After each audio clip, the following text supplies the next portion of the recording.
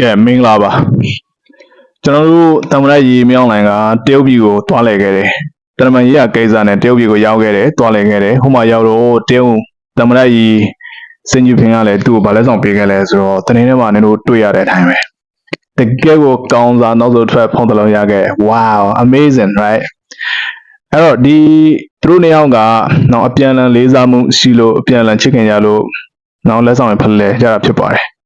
်ဒီနေရာမှာကျွန်တော်တို့ဘာမှအများကြီးပြောစားတော့မလို့ပါဘူးဒါမဲ့တခုသတိပေးချင်တာဘာလဲဆိုတော့တရုတ်ပြည်ဒီအခုလောဆယ်မှာဆိုလို့ရှိရင်နီးပညာအရန်ကောင်းတဲ့အချိန်ဖြစ်ပါတယ်အခုဒီတတိယနဲ့ပတ်သက်ပြီးတော့မှကျွန်တော်နိုင်ငံရေးအကြောင်းပြောမှာမဟုတ်ဘူးเนาะ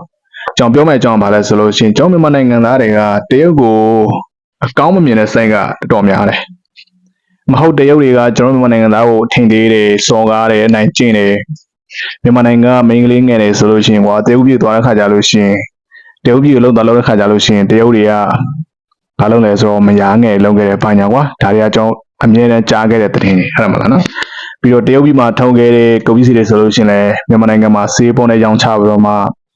ှမြန်မာကိုထင်တဲ့ပုံစံမျိုးနဲ့ထုတ်ပြီးတဲ့ကုန်ပစ္စည်းတွေဆိုလို့ရှိရင်စောက်တော့မကြောက်ဝယ်သုံးပြီးရင်လည်းခဏပဲသုံးခံတယ်ဘာညာကွာဒါတွေဖြစ်တယ်မလားနော်ပြီးတော့တရုတ်တွေကကြားဖြတ်လုပ်တယ်တရုတ်တွေကရုံးမာတယ်လိမ့်တယ်ကွာဘာမဆိုကျွန်တော်တို့တွေ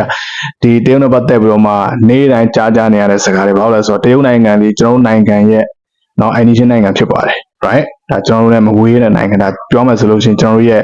နော်ဟိုတစ်ဖက်ကတငယ်ချင်းတွေဟုတ်မလားအခုကကျွန်တော်ကတရုတ်ကိုနော်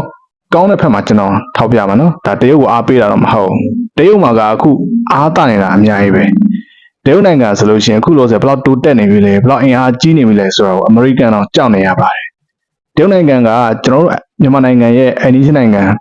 ဖြစ်နေတယ်ပြီးတော့တရုတ်နိုင်ငံဒီကမ္ဘာပေါ်မှာအင်အားအကြီးဆုံး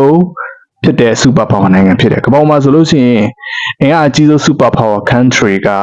4-5နိုင်ငံလောက်ပဲရှိတယ်အဲ့ဒီထက်မှာတရုတ်ကပါတယ်အဲ့တော့ super power country ဖြစ်တဲ့တရုတ်ကကျွန်တော်တို့မြန်မာနိုင်ငံရဲ့အိမ်နီးချင်းနိုင်ငံဖြစ်တယ်ဆိုတော့ဒါစဉ်းစားကြပဲစဉ်းစားပဲအဲ့တော့ကျွန်တော်နိုင်ငံကဘာလဲဆိုတော့အပြန်အလှန်ကြိုးတက်ရမှုတွေရှိတယ်တရုတ်ပြည်မှာဖြစ်တဲ့ဟာတွေမြန်မာနိုင်ငံမှာဖြစ်တဲ့ဟာတွေကတော့အပြန်အလှန်အကျိုးတက်ရမှုတွေရှိတယ်မြန်မာနိုင်ငံကဖြစ်တဲ့ပြည်ပခါတွေမြန်မာနိုင်ငံမှာဖြစ်တဲ့နိုင်ငံရေးပြည်ပခါတွေကတရုတ်ပြည်အပေါ်မှာအကျိုးတက်ရမှုရှိတယ်လို့တရုတ်ပြည်မှာဖြစ်တဲ့အရာတွေကလည်းမြန်မာနိုင်ငံပေါ်မှာအကျိုးတက်ရမှုရှိတယ်ဒါကကျွန်တော်တို့စဉ်းစားမယ့်အချက်တစ်ချက်နော်ဒါပေမဲ့ကျွန်တော်နိုင်ငံရေးအကြောင်းပြောနေရမှာကျွန်တော်ပြောမှာကဘာလဲဆိုလို့ရှိရင်အခုကတရုတ်ကကမ္ဘာပေါ်မှာဘာကြောင့်အင်အားအကြီးဆုံးနိုင်ငံဖြစ်နေရလဲဆိုတော့အခုတရုတ်ရဲ့နီးမြင့်ရာတရုတ်ရဲ့ပညာရေးတရုတ်ရဲ့စီးပွားရေးအားတရုတ်ရဲ့စစ်တပ်အားတရုတ်ရဲ့လုံသားအားတရုတ်ရဲ့လူအင်အားတရုတ်ရဲ့နိုင်ငံပထဝီအနေထားတရုတ်ရဲ့ပင်လယ်ရေကြောင်းလမ်းကြောင်းဓာတ်တွေအကောင်လုံးอ่ะဆိုလို့ရှိရင်ကမ္ဘာပေါ်မှာရှိသမျှနိုင်ငံတွေအကောင်လုံးထက်အားတာနေတာဒီအာဆာမှာဆိုလို့ရှိရင်လည်းကွာအာဆာတိုင်းမှာဆိုလို့ရှိရင်လည်းတရုတ်ရဲ့လွမ်းမိုးမှုကတော်တော်ကြီးမားတယ်တော်တော်ကြီးမားတယ်ဘယ်နိုင်ငံမှအာခံလို့မရအောင်ဘယ်နိုင်ငံမှအာခံလို့မရဘူးတရုတ်ပြီးရင်အကောင်လုံးပြီးရမယ့်အနေအထားမှာရှိပါတယ်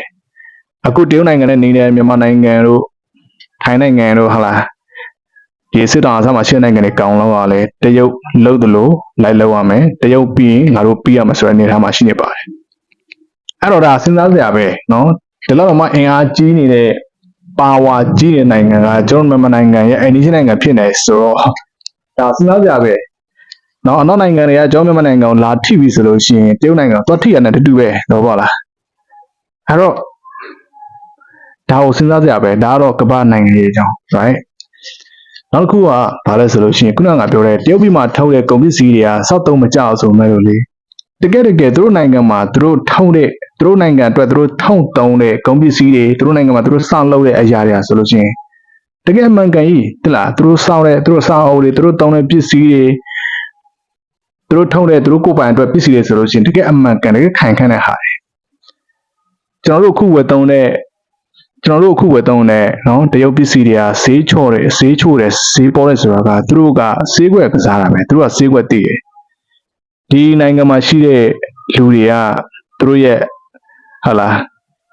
းဟိုဝယ်နိုင်တဲ့အရည်ချင်းကဘယ်လောက်ရှိလဲသူတို့ဝယ်နိုင်တဲ့အင်အားကဘယ်လောက်ရှိလဲအဲ့ဒီပုံမှာကြည့်ပြီးတော့မှတရုတ်ကကုန်ပစ္စည်းတွေထုတ်တာအဲ့လိုမျိုး နော်ဒါငါလာပြီးတော့မှသုံးသပ်ပြတာပြီးနောက်တစ်ခုကဘာလဲဆိုလို့ရှိရင်နော်တရုတ်ရဲ့ဘာသာစကားအခုလောဆယ်ဆိုလို့ရှိရင်ကမ္ဘာပေါ်မှာဒုတိယအများဆုံးသုံးတဲ့ဘာသာစကားဖြစ်နေပြီတရုတ်လူမျိုးတွေကကမ္ဘာပေါ်မှာပြန့်ကျဲနေတာနေရာတိုင်းမှာတွေ့ရတယ်ဟုတ်လားနော်ချိုင်းနာထောင်တရုတ်မြို့ဆိုတာဟိုနေတို့ဘယ်နိုင်ငံပဲရောက်ဘယ်မှာပဲသွားနေတို့နေရာတိုင်းမှာတွေ့နေရတယ်ဟုတ်လားအင်္ဂလိပ်မြို့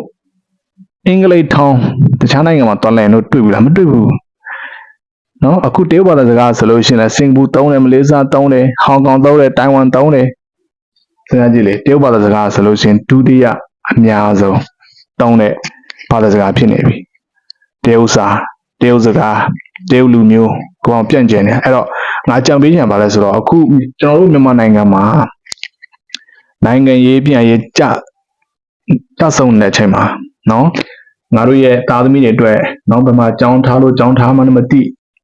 သားသမီးရဲ့နာကအတွက်စဉ်းစားလိုက်ခေါင်းတွေကင်တဲ့အချိန်မှာငါတို့အကြံပေးချင်တဲ့ခုပါလဲဆိုလို့ရှိရင်တို့သားသမီးတွေရှိရင်တရုတ်ပြည်မှာကြောင်းသွားထား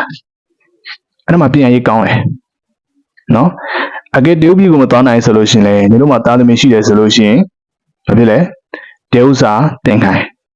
တရုတ်စာကအရန်ကိုအသုံးဝင်တဲ့ဘာသာစကားဖြစ်နေပြီ